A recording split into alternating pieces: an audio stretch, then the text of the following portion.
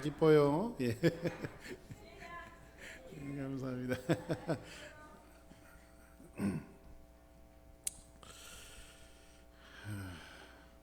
할렐루야. 자, 오늘도 여러분들과 함께 귀한 말씀을 나눕니다. 이제 다음 주에는 특별히 이제 종료주일이니까 다음 주에는 종료주일 메시지를 제가 따로 좀 준비하고 그 다음 주는 부활주일이니까 부활절에 관한 메시지를 준비하고 한 2번 정도만 하면 이제 사무엘하가 끝날 것 같은데 2번을 남겨놓고 한 2주 정도는 종려주일과 부활절 메시지, 그리고 이제 우리 고난주간 특별 기도회는 여러분들에게 이미 증거했던, 오래전에 해서 여러분들 다 잊어버리셨을 거예요. 마가복음 강의에 있는 예수님의 고난에 관계되어진 메시지를 제가 다시 좀 리메이크 해갖고 고난주간 여러분들과 그 말씀을 좀 나누는 그런 시간을 좀 가지려고 합니다. 그래서 이제 오늘은 이제 그 22장과 같고 여러분들과 같이 전체에 있는 51절까지 사실이 있어요. 이 말씀을 다 읽으면 시간이 오래 걸리고 여러분들이 항상 뭐 읽어 오시리라고 저는 믿기 때문에, 한번 따라합시다. 믿습니다. 믿기 때문에 제가 그런 줄 알고 오늘 여러분들과 같이 오늘 이 말씀을 가지고 한번 따라하겠습니다. 다윗의 노래. 저는 이 설교를 하기 위해서 이제 오늘 이 말씀을 좀 준비하면서 이 본문을 쭉 한번 읽어가다가 쭉 읽었는데 거기에 무슨 그 결론을 내렸냐면 이거는 내가 설교할 내용이 아니다 이렇게 생각을 했어요. 이거를 내가 설교를 한다는 것은 다윗에 대한 모독이고 성경에 대한 모독이다 이런 생각까지 했어요. 왜냐하면 그 다윗이 자기의 인생을 농축해갖고 자기 인생 전체를 이 말씀에, 오늘 사무엘하 22장의 전체 있는 말씀, 자기 인생을 녹여서 짜낸 말씀이 오늘 사무엘하 22장이에요. 그래서 사무엘도 이 말씀을 통째로 별로 건드리지 않았어요. 한 95%. 자기가 이 시를 쓰고 통째로 이거를 건드리지도 않고 거의 한 95% 가깝게, 거의 100% 가까울 정도로 이걸 그대로 어디다 옮겨놨냐면 시편 18편에 옮겨놨어요. 그래서 사실은 오늘 본문하고 시편 18편에 있는 말씀하고는 다르지 않아요. 같은 말씀입니다. 지금까지 이제 사무엘하러 여러분들과 계속해서 이야기를 했는데, 사실은 성경 저자에 의해서 다윗의 일생에 대해서, 그리고 다윗의 어떤 하나님의 부르시고 그의 고난과 어려움, 이 모든 일들, 왕으로 세워지기까지 메시아의 왕국을 이루어가는 그 그림자의 모습을 계속해서 제3자를 통해서 기사식으로 이 말씀을 계속해서 증거해 왔어요. 그런데 오늘 말씀은 제3자에 비켜 하면서 다윗이 직접 자기의 인생의 고백을 가지고, 이제는 이 22장에 있는 말씀은 다윗이 자기의 이야기를 하고 있어요. 자기가 자기의 이야기를 하고 있는 것이 사무엘하 22장에 있는 그런 내용입니다. 다윗은 자기의 인생을 전체를 녹여서 뭐로 표현하고 있냐면, 사실은 사무엘하 오늘 본문 22장 자체가 시예요. 시로 이 모든 것을 묶어내 갖고 노래며 또 시로 자기의 인생을 표현하고 있는 것이 오늘 본문에 있는 내용입니다. 그런데 이 깊이를 어떻게 제가, 이 시를 어떻게 제가 말로 다 설명할 수 있겠습니까? 시라고 하는 것은 자기 어떤 모든 것들을, 내용을, 그러니까 어마어마한 내용들을 농축해 갖고 정제된 그 문장과 언어로 표현하는 것이 시잖아요. 근데 이 오늘 사무엘하 22장에 있는 이 말씀은 다윗의 인생이 나는 이렇게 살았다 라고 이야기하는 것보다도 뭔가 다윗의 인생을 통해서 하나님이 하시고자 하는 메시지를 하시는 부분들을 오늘 말씀을 통해서 볼 수가 있습니다. 초대 교회 지도자 중에 아레나우시스라고 하는 분이 계신데, 이분이 뭐라고 얘기하냐면, 오늘 이 사무엘하 22장 10편 18편을 이 아레나우시스가 보고 나서 뭐라고 표현했냐면, 충만하게 살아가는 인간은 하나님의 영광이다, 이렇게 표현했어요. 충만하게 살아가는 인간은 하나님의 영광이다. 그리고 다윗에게 뭘 봤다는 거예요? 이 다윗이 어떤 충만함을 봤다는 거예요. 충만함. 뭐의 충만함? 하나님에 대해서 자기의 마음에 충만함을 봤대요. 그런데 그 충만함으로 살아가는 인간은 하나님의 영광이래요. 그래서 여러분들, 우리 주사랑교회 모든 성도들이 이 충만함을 갖고 살아가기를 예수 이름으로 간절히 축원합니다. 아멘. 제가 늘 말씀드리지만은 유진 피터슨 목사님이요, 이 말씀을 가지고 뭐라고 표현했냐면 이렇게 표현했어요. 우리 한번 오늘 본문에 있는 22장 30절에 있는 말씀 한번 읽어봅시다. 시작. 내가 주를 의뢰하고 적진으로 달리며 내 하나님을 의지하고 성벽을 뛰어넘었나이다. 이 말씀을 가지고 유진 피터슨 목사님이 뭐라고 이야기하냐면, 나는 이 구절을 다윗의 묘지의 비석의 묘의 글로 삼고 싶다. 묘지의 글로 삼고 싶다. 이렇게 표현을 했어요. 묘지의 글로 삼고 싶다고. 이 말이 조금 여러분들, 내가 주를 의지하고 적진으로 달리는데, 다윗이 뭐냐면 하나님을 의지하고 하나님을 붙들고 내가 적진으로 달릴 때에, 이 말이 무슨 말이냐면, 하나님이 나를 도와주시면 나는 저 성벽을 넘을 수 있습니다. 뭐 이런 표현이거든요. 여러분들 얼마나 충만하면 성벽이 뭡니까? 여러분들 천혜의 요새에 넘을 수 없는 것이잖아요. 그런데 하나님이 나를 도와주시면 저 높은 성벽이라 할지라도 그 충만함을 가지고 나는 저 성벽을 넘을 수 있습니다. 이렇게 고백하는 것이 이 22장 30절에 나와 있는 그런 내용이에요. 22장은 오늘 여러분들과 같이 봉독한 사무엘하 22장은 다윗이 왕이 된 지 30년 후의 얘기예요. 다윗은 좀 전에도 말씀드렸지만 자기 인생의 노래요. 자기 인생을 시로, 오늘 본문을 거의 손대지 않고 어디에 갖다 놨다고요? 시편 18편에 갖다 놨습니다. 근데 시편 18편 1절은 어떻게 우리에게 소개하고 있냐면, 시편 18편 1절 한번 볼까요? 같이 한번 읽어볼까요? 다시요. 자, 시편 18편 1절 시작. 여호와의 종 다윗의 시, 인도자를 따라 부르는 노래. 여호와께서 다윗을 그 모든 원수의 손에서와 사울의 손에서 건져주신 날에 다윗이 이 노래의 말로 여호와께 아뢰어 이르되, 이렇게 나와 있습니다. 원고까지 들어갔네요, 그죠? 예. 시편 18편은요, 다윗의 인생 속에서 무수한 핍박과 무수한 어려움과, 지금까지 사무엘상을 강의했고 사무엘하를 강의하면서 다윗이 어떤 인생을 살아왔는가를 여러분들이 훨씬 더 잘 알 거예요. 다윗은 죽을 고비를 넘긴 적도 있으며, 때로는 하나님의 영광을 찬양한 적도 있으며, 때로는 승승장구했을 때도 있고, 때로는 인생 밑바닥까지 내려갈 때도 있었던 것이 다윗의 인생이었어요. 어떨 때는 조금 교만해서 그것이 실수로 이루어질 때도 있었고, 그 실수가 자기의 인생을 파멸로 이끌어갈 때도 있었고요. 그러니까는 우리들이 살아가는 인생과 다윗이 살아가는 인생이 별반 다를 것이 없어요.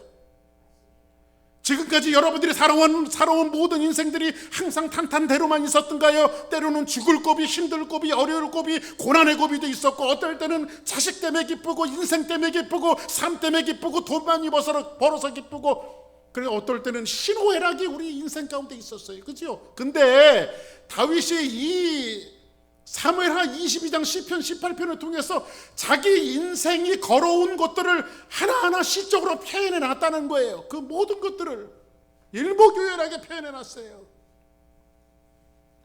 때로는 승리했을 때의 감격으로, 때로는 하나님 앞에 감사했을 때의 감격으로, 때로는 어려웠을 때의 감격으로, 그래서 제가 여러분들에게 말씀 늘 드리는 대로 다윗의 왕국 속에는 뭐가 감춰져 있다고 그랬죠? 메시아의 왕국이 감춰져 있다고 말씀드렸잖아요. 그죠?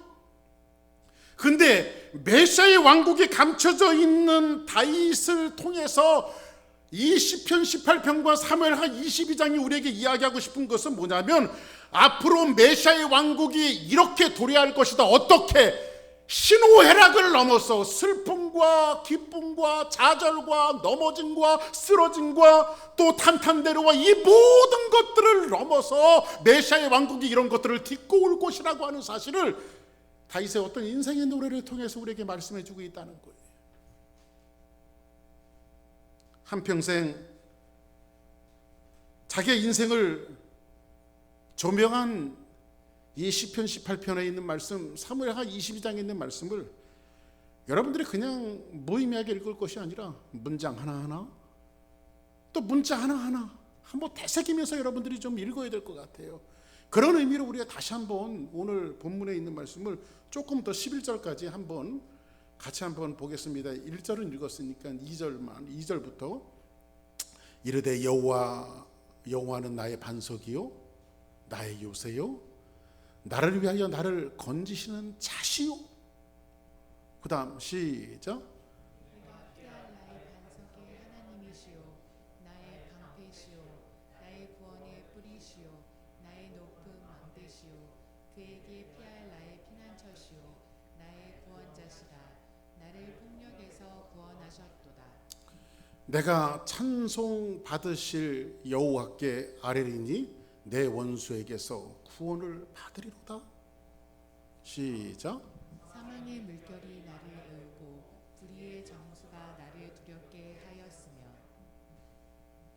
수월의 줄이 나를 두르고 사망의 올무가 내게 이르렀도다. 내가 환난 중에서 여호와께 아뢰며 나의 하나님께 아뢰었더니 그가 그의 성전에서 내 소리를 들으시며 나의 부르짖음이 그의 귀에 기도했더니 그가 막 성전에서 내 목소리를 들으셨대요. 8절 한번 볼까요? 이에 땅이 진동하고, 성전에서 하나님이 들으시니까 땅이 진동하고 떨며 하늘의 기초가 요동하고 흔들렸으니 그의 진노로 말미암은지라. 자기가 기도하니까 하나님이 진노하시고 그 하나님의 어떤 액션을 나에게 보이셨던 것들을 다윗의 경험을 통해서 이야기해주고 있는 거예요. 아멘. 9절 한번 볼까요? 시작. 그의 코에서 연기가 오르고 입에서 불이 나와 그 불에 숲이 피었다. 얼마나 하나님이 열받았으면, 누구 때문에? 나 때문에, 규석이 때문에, 주사랑교회 성도들 때문에 하나님이 열받아갖고 코에서 막 연기도 나오시고 입에서 불도 나오시고 너희들은 다 죽었어 이제 막 이런 것들을 다윗이 인생에서 경험한 거예요. 막 그죠? 10절 볼까요? 시작. 그가 또 하늘을 들이우고 강림하시니 그의 발 아래는 어두캄캄하였도다. 하나님이 강림하시는 것을 누가 지금 목격한 거예요? 다윗이 자기 인생을 경험한 거예요. 그리고 11절 한번 같이 볼까요? 시작. 구름을 타고 나르시며 바람 날개 위에 나타나셨도다. 여러분들, 이런 그 시들이 경험하지 않고 나올 수 있는 시들이 아니에요. 그냥 문학적으로 생각해서 나올 수 있는 것이 아니에요. 여러분들, 작가들을 보면요, 더 진솔한 작가들이 뭐냐면 그것을 경험한 사람들이 더 진솔한 그 말을 써내고 책을 써내고 뭐 모든 것들을 써낼 수가 있어요. 그죠?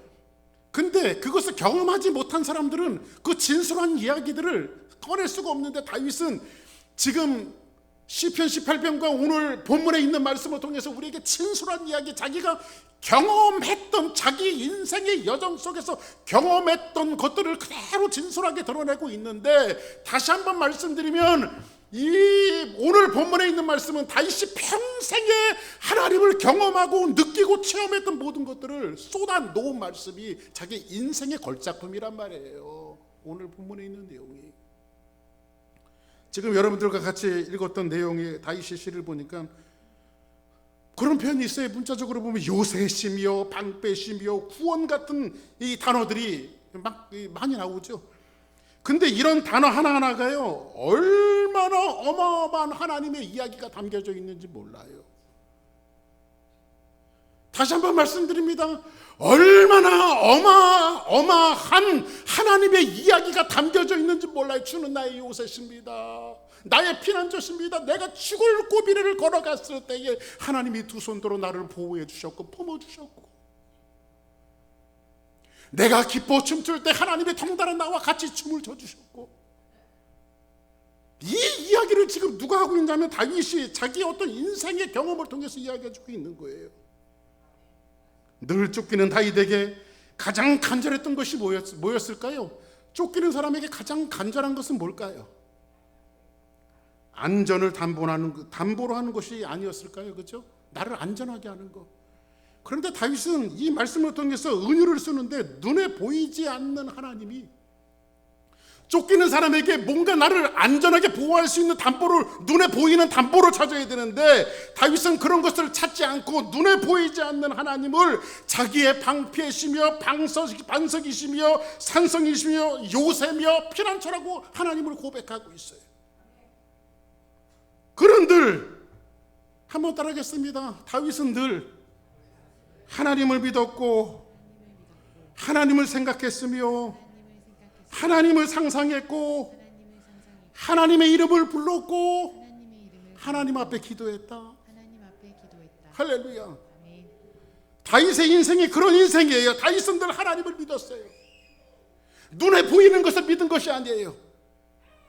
야, 너 이렇게 하면 내가 돈 얼마나 줄게, 너 좋은 직장 옮겨줄게, 너 안전을 담보하는 것들을 내가 이런 것을 줄게, 이런 것에 연연하지 않고 다윗은 늘 쫓기면서 누가 자기를 보호해 준다라고 하는 것들을 다 물리쳤어요. 그리고 그리스도와 함께 고난받는 것들을 좋아하면서 그는 옮겨다니면서 뭘 고백했냐면 나는 하나님을 믿습니다. 나는 늘 하나님을 생각합니다. 나는 하나님과 동행하고 싶습니다. 나는 하나님 앞에 늘 기도합니다. 나는 늘 하나님만을 생각하며 하나님. 이 고백을 지금 누가 하고 있냐면 다윗이 하고 있어요. 하나님이 눈에 보이지 않지만, 하나님이 내 눈앞에 보이지 않지만 그 보이지 않는 하나님이 있는 것 같이 믿고 그 하나님을 방패시며 요새시며 피난처라고 고백하고 있어요. 얼마나 충만했는지. 이 상황이 잘 나가는 상황이었어요? 이 상황이 뭔가 탄탄대로처럼 나가는 상황이었어요? 정말 힘들고 어려운 것뿐만 아니라 죽을 고비처럼 인생이 밑바닥에 내려가서도 다윗은 오로지 하나님을 생각했어요. 그리고 어려움을 기도로 극복하려고 했어요. 이 메시지를, 오늘을 사랑하는 저와 여러분들에게 전달해주는 메시지는 무엇일까요? 사랑하는 성도 여러분, 우리 주사랑교회 성도 여러분, 여러분들이 밑바닥까지 내려가는 환경들이 있고 삶은 마땅치가 않고 어렵고 힘든 삶이 온다 할지라도 우리 주사랑교회 성도들은 하나님만을 생각해야 하며 하나님을 불러야 하며 하나님을 나의 피난처로 삼아야 하며 그 하나님과 함께 동행하는 아름다운 축복자들이 되어져야 한다는 거예요. 다윗은 정말 실존에서 가장 큰 부분이, 자기의 실존에서 가장 큰 부분을 차지하고 있었던 것은 자기 자신이 아니었어요. 바로 하나님이셨습니다. 아멘. 자기 자신이 아니라 하나님이셨어요. 다윗에 그래서 우리는 하나님께서 인생을 경영하는 방법들을 보게 되어져요. 하나님께서 이 오늘 본문 그 사무엘하 22장 전체를 다 읽어보면요, 하나님께서 인생을 어떻게 경영하시는가, 하나님의 경영 방법, 인생을 어떻게 경영하시는 이 하나님의 경영 방법을 보게 되어져요. 그 첫 번째가 뭔지 아십니까? 하나님의 인생을 어떻게 경영할 것 같습니까? 바로 기도하게 만드십니다. 아멘. 한번 따라하게 하십니다. 기도하게 만드신다. 할렐루야. 우리는 늘 성령 안에서 늘 숨쉬면서 기도하며 살아가야 됩니다. 어떤 분이 그랬어요. 세상에서 가장 교만한 사람이 기도하지 않는 사람이다. 여러분 얼마나 기도하십니까? 우리는 이렇게 한번 질문해 보고 싶어요. 기도가 뭘까요, 여러분들? 도대체 기도가 뭐라고 생각하십니까? 응? 우리가 이해하는 기도는 단성적으로 우리가 하나님 앞에 뭔가 드리는 것이라고 생각합니다. 기도를 하나님 앞에 나와서 1시간, 2시간, 3시간 기도하고 이것을 우리가 기도로 생각하는 경향들이 사실 많습니다. 사실 내가 얼마나 열심히 기도했느냐, 얼마나 많은 시간을 기도했느냐, 그런 것들은 별로 큰 의미가 없습니다. 어떤 분은, 어떤 목사님은 하루에 8시간, 물론 대단한 겁니다. 하루에 8시간 기도하시는 분이 계셔요. 실제로요. 그리고 또 목회도 훌륭하게 하시고요. 근데 8시간 기도하는 것들이 자기 행위가 돼서는 안 되겠죠. 하나님의 인생을 경영하는 방법이 바로 기도인데, 기도는 내가 단선적으로 하나님 앞에 뭔가를 드리는 것, 열심히 기도하는 것, 오래 기도하는 것, 이런 것들로 생각하는 분들이 굉장히 많이 있는데, 기도는 그런 게 아닙니다. 기도는 말 그대로 하나님의 임재를 경험하는 겁니다. 하나님의 임재를 경험하는 자리가 바로 기도의 자리가 되어야 합니다. 여러분들이 1분을 기도하더라도 거기 하나님의 임재를 경험할 때까지,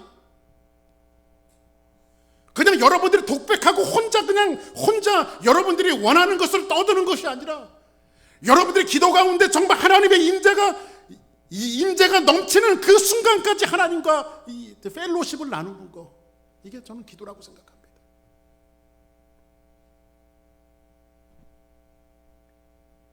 우리는 그런 훈련이 너무 잘 돼 있지 않습니다. 기도 한번 하려고 하고 예배 한번 드리려고 하면 뭐 이렇게 잡당하고 산만한지 모르겠어요. 굉장히 산만하잖아요. 그죠? 잡다하고. 또 특별히 뭐 이렇게 아이들 키우시는 엄마 아빠들은, 또 아이들은 또 그 본성적으로 뭐 애들이 뭐 너무 당연한 거죠. 본성적으로, 저도 애들 키울 때 그런 적이 있었던 것 같아요. 이제 맘 먹고 좀 기도 좀 해보려고 그러면 애들이 왜 이렇게 그냥 그 자리를 못 가게 하는지, 뭐 달라고 하고. 그럼에도 불구하고 우리가 쉬지 말아야 될 것은 바로 기도라고 생각해요. 아멘. 조용히 하나님의 임재 앞에 나가고, 목사님 저 오늘 1시간 기도했습니다. 뭐 그거 자랑거리 아니에요. 목사님 우리 시체말로 그렇게 정말 세게 열심히 기도했습니다. 그거 자랑거리 아니에요. 내가 기도하고 하나님 앞에 내 마음을 쏟아놓는데 하나님이 내게 이렇게 말씀하셨어요. 내게 이런 감동을 주셨어요. 목사님, 내 삶 속에서 너무너무 힘들고 어려운 일이 많아서 걷잡을 수 없어서 하나님 앞에 나갔더니 눈을 감는 순간 내 눈에 눈물이 쏟아졌고, 하나님께서 내게 그렇게 말씀하셨어요. 너 아프니? 네가 아프니까 나도 너무너무 아프다. 그러나 그 아픔도 네가 나를 바라고 나를 믿고 나의 손을 잡고 걸을 수 없니? 가끔 하나님께서 제게 주셨던 그런 응답에, 그럴 때는요 제가 무너져요. 하나님 앞에. 그때 하나님 이 어려움을 내게 치워달라고 기도한 적이 없어요. 그래요, 주님만 내 손을 붙들어 주시면 제 이 어려운 것들을 이기고 나갈게요. 주님 감사합니다. 이게 기도예요, 여러분들. 하나님은 인생을, 여러분들과 저의 인생을 경영하시는 방법이 그 기도를 통해서 하나님의 임재를 느끼게 만드신다는 거예요. 이런 체험들이 여러분들의 자산이 되어지고 재산이 되어지기를 예수 이름으로 간절히 축복합니다. 아멘. 두 번째, 하나님께서 우리 인생을 경영하시는 방법이 있어요. 그 경영하시는 방법은 한번 따라하겠습니다. 우리와 함께 하신다. 우리와 함께 하신다. 다른 말로 얘기하면 임마누엘이에요.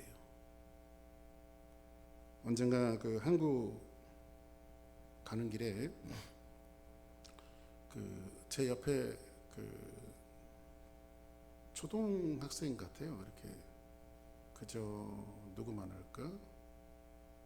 뭐 한 초등학교 3학년 4학년. 그래서 가끔 뭐 이렇게 위탁을 해갖고 아이들을 여기서 이렇게 보내주는, 대한항공 타고 가는데 위탁을 해갖고 이렇게 이제 인천에서 이제 부모님이 나오면 그 아이를 이제 픽업해 갈 수 있게 그 위탁 그 시스템에 의해서 이제 가는 아이였어요. 나중에 보니까. 근데 남자인데 뭐 어쩌다 보니까 제 옆에 좌석에 배치돼서 앉았어요. 근데 이 녀석이 얼마나 잠을 잘 자는지요. 굉장히 부럽더라고요. 그랬더니 이렇게 자리가 3개짜리면은 저 끝에 자리가 이렇게 비었어요. 그러면 저쪽으로 좀 갔으면 좋겠는데 이렇게 가운데 자리 일을 해갖고 그 비행기를 타봤는지 가운데 그 자기 옆에 있는 좌석은 다리를 딱 올리더니 다리를 쭉 펴더니 비스듬히 누워갖고 잠을 자기 시작하는 거예요. 아유 얼마나 그 당돌하고.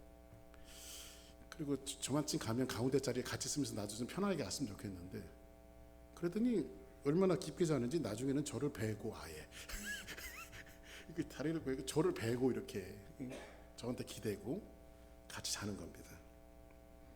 근데 당돌한 것보다는 그 아이가 너무 귀엽고 그리고 또 밥 나오면 제가 밥도 챙겨서 얘 밥 먹어라 하면서 밥도 제가 챙겨주고 마치 그냥 아들 데리고 가듯이 제가 한국까지 잘 데리고 갔는데 얼마나 밥 먹고 자고 걔는 잠을 잘 자더라고요.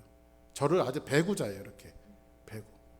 자 그럼 한 공간에서 그 아이가 저와 함께 있는데 그렇게 함께 있다라고 하는 개념이 아까 제가 임마누엘 하나님이 함께 하시는 것들을 말씀드렸는데 함께하는 개념이 그 아이하고 그 아이가 저를 베고 잔다고 제가 그 아이와 함께하는 건가요? 그건 어떤 물리적인 함께함이죠. 그냥 물리적인 진짜 그 아이와 함께하는 것이 아닙니다. 그런데 하나님이 함께 하신다라고 하는 사실은 바로 관계 개념이에요. 관계. 하나님께서 인생을 다루시는 방법이 바로 함께 하심으로 우리를 다스리시는데 예수님이 이 땅에 오심이 뭐죠? 내가 아들을 낳으리니 그 이름을 임마누엘이라 하리라. 그죠? 그러면 이 임마누엘은 뭐예요? 하나님이 우리와 함께 계시는 거예요.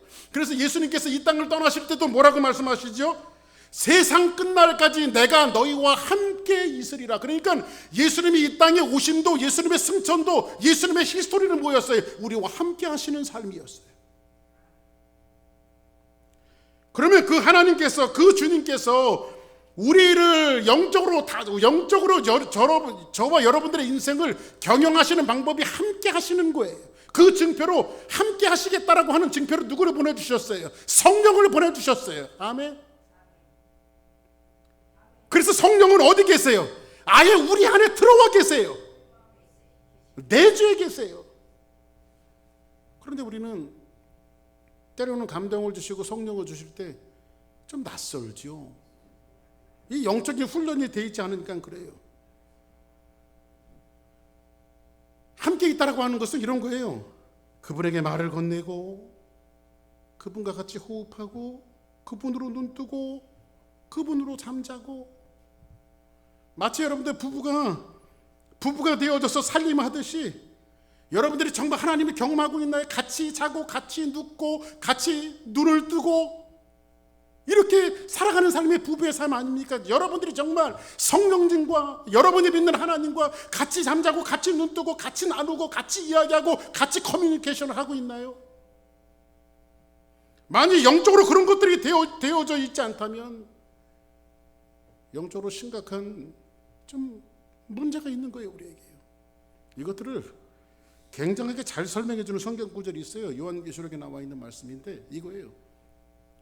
볼지어다 내가 문 밖에 서서 두드리노니 앉아서 두드려서 서서 두드리노니 누구든지 내 음성을 듣고 문을 열면 내가 그에게로 들어가서 그와 더불어 먹고 그는 나와 더불어 먹으리라. 아멘. 이거 여러분들 이 성경 구절을 어디서 제일 많이 보나요? 전도지에서 제일 많이 보죠. 안 믿는 사람을 초청할 때 많이 쓰이는 성구인데 굉장히 유명한 구절임에도 불구하고 굉장히 곡해된 구절이에요. 이건 사실 전도용이 아니에요. 이게요. 예수 안 믿는 사람 당신이 마음의 문을 열면 예수님이 들어가서 당신과 함께 먹고 마십니다. 이 구절이 아니에요. 이것은 정확하게 문맥상 보면 사도 요한이 라오디게아 교회의 성도들에게 보내는 편지예요. 안 믿는 사람에게 보내요? 성도에게 보냈어요? 교회에게 보냈어요. 성도에게 보냈어요.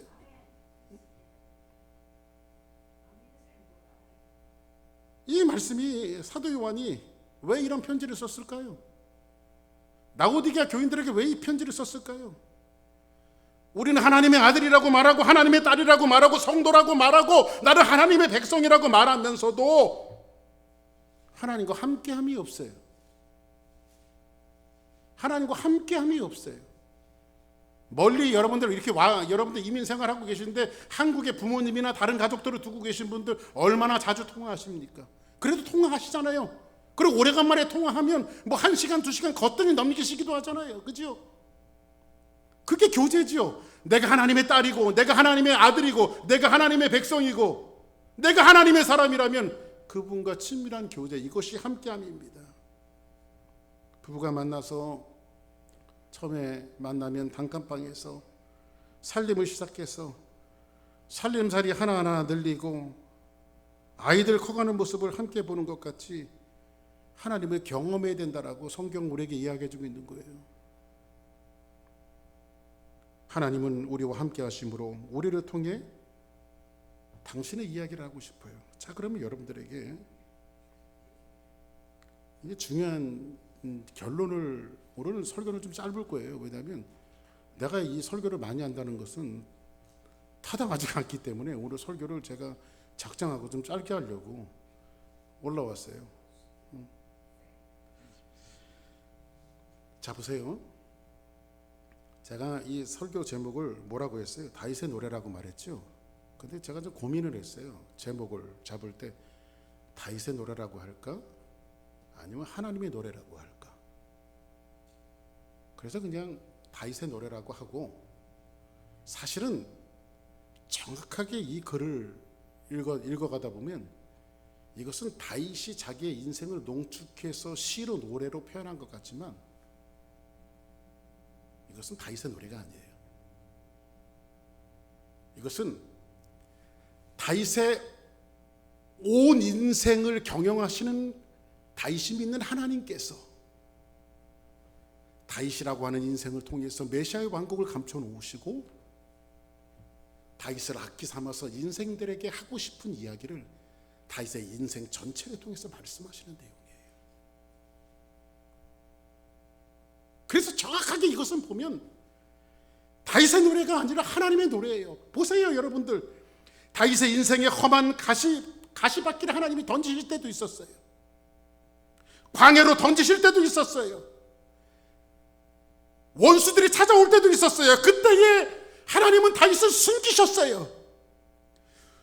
크라이막스 부분에 칼을 들고 죽을 지경이 되었을 때 하나님은 그를 숨기셨어요. 그때 다윗은 하나님을 이렇게 노래합니다. 주는 나의 방패십니다. 나의 요새십니다. 나의 피난처십니다. 이거를 다윗의 인생 속에서 토해내고 경험해내게 하기 위해서 하나님은 때로는 그를 가시밭길에 던지시고 광야길에 던지셨어요. 때로는 다윗이 왕위가 견고하게 세워질 때가 있었어요. 자기가 원하지 않는 일까지 예루살렘에서 장로들이 와서 다윗을 영전해서 예루살렘의 왕으로 데려갈 때가 있었어요. 그때 다윗은 하나님은 나의 반석입니다. 기쁨을 주시고 왕위가 세워져 가고 모든 것들이 잘 되어질 때에, 골리앗을 무너뜨렸을 때에 이 어마어마한 사건들을 누가 하셨냐면 하나님이 하신 겁니다. 그래서 하나님은 내 기쁨이고 내 산성이시고 나의 능력이시며 나의 힘이시고, 이거를 한 사건을 통해서 다윗의 입을 통해서 고백해내게 하고 싶으셨던 거예요, 하나님께서요.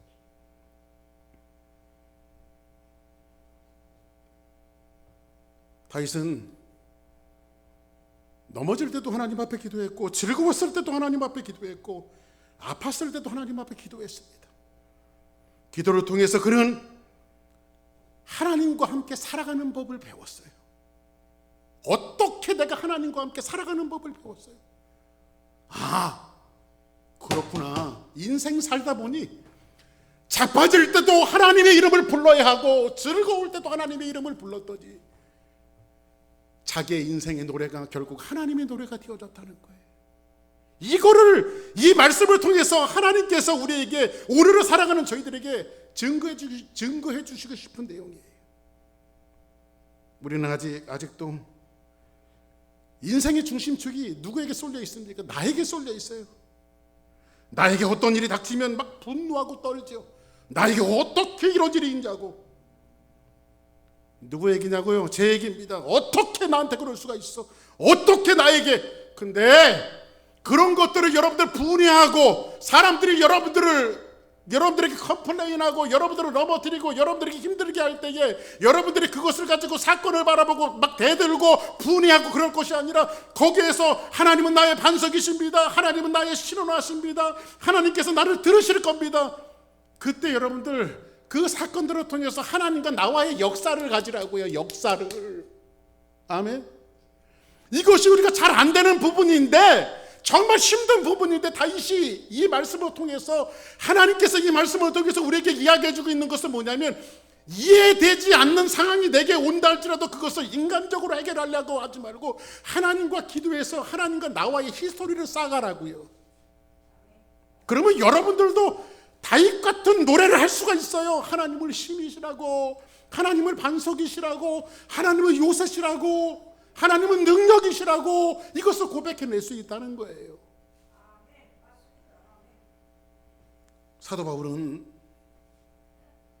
이런 이야기를 하고 있어요. 고린도후서 4장 7절에 있는 말씀 같이 한번 볼게요.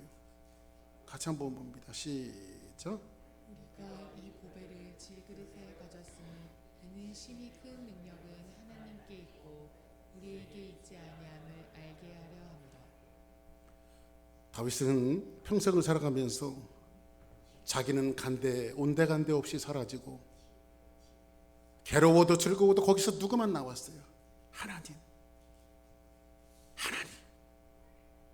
넘어질 때는 그가 나의 피난처로, 나를 일으키시는 자로, 나를 돕는 자로, 나의 힘으로 나타냈어요. 그렇죠? 내가 잘 될 때는 그가 나를 기쁨으로 나타났어요. 그러니까 다윗에게 있어서는 하나님은 전체가 하나님이에요. 그런데 사도 바울이 고린도후서 4장 7절에 보니까 우리가 그 보배가 누구예요? 우리의 보배는 누굽니까? 하나님, 예수 그리스도, 성령님, 그분이 우리의 보배예요. 근데 그 보배를 어디에 담았대요? 질그릇에 가졌으니 이는 심히 큰 능력이 우리에게 있는 것이 아니라 하나님께 있고 우리에게 있지 아니함을 알게 하려 함이라. 그래서 여러분들 여기서 질그릇은 누구예요? 바로 우리잖아요. 그 보배는 누구예요? 우리가 믿고 있는데 하나님이잖아요. 그러면 보배가 드러나려면 어떻게 해야 돼요? 질그릇은 깨져야 돼요. 부서져야 돼요. 그래야 온전히 반듯하게 누가 드러나요? 하나님이 드러나고 예수 그리스도가 드러나고 성령님이 드러나게 돼 있는 거예요. 아멘입니까?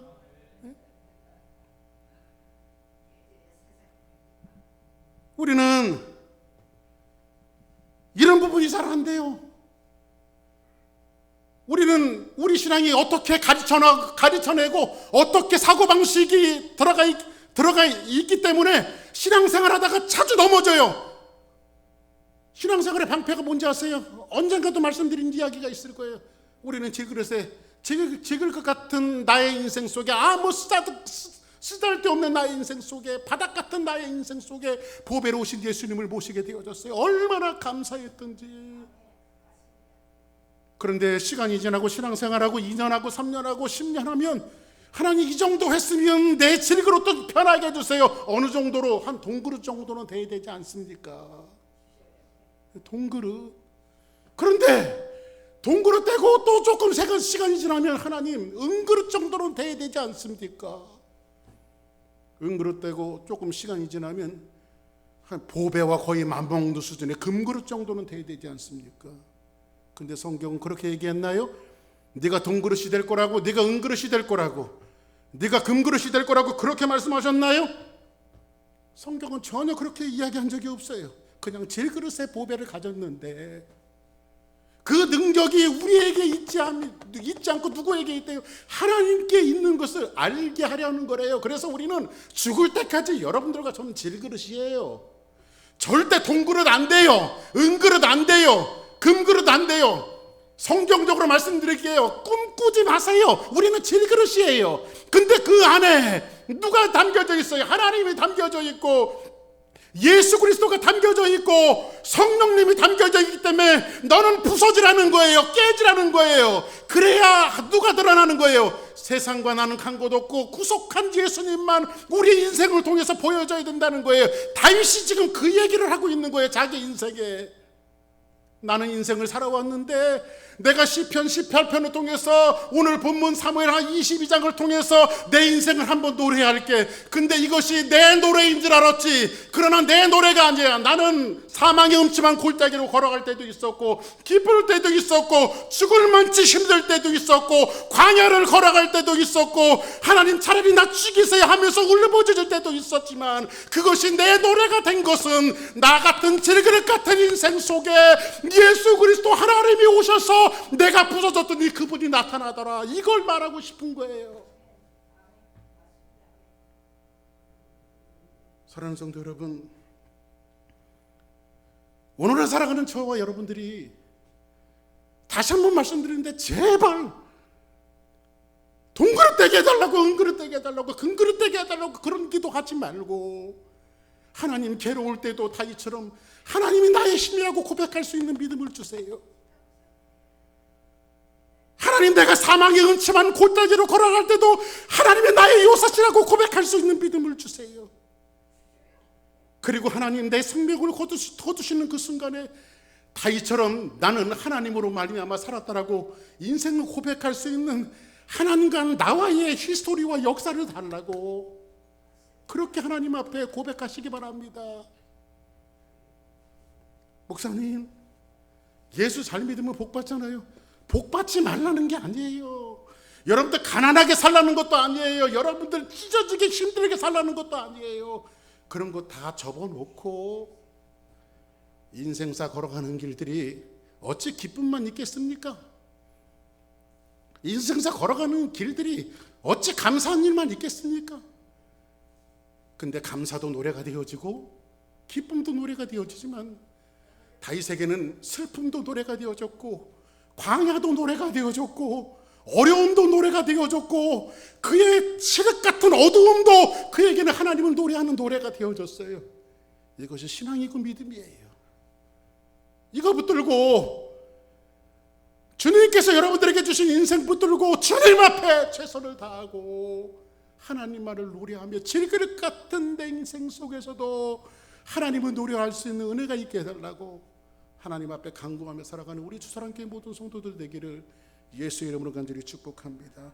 우리 다 같이 한번 자리에서 일어나시겠습니다. 나의 힘이 되신 여호와여, 오늘 본문에 있는 말씀을 다시 한번 찬양하겠습니다.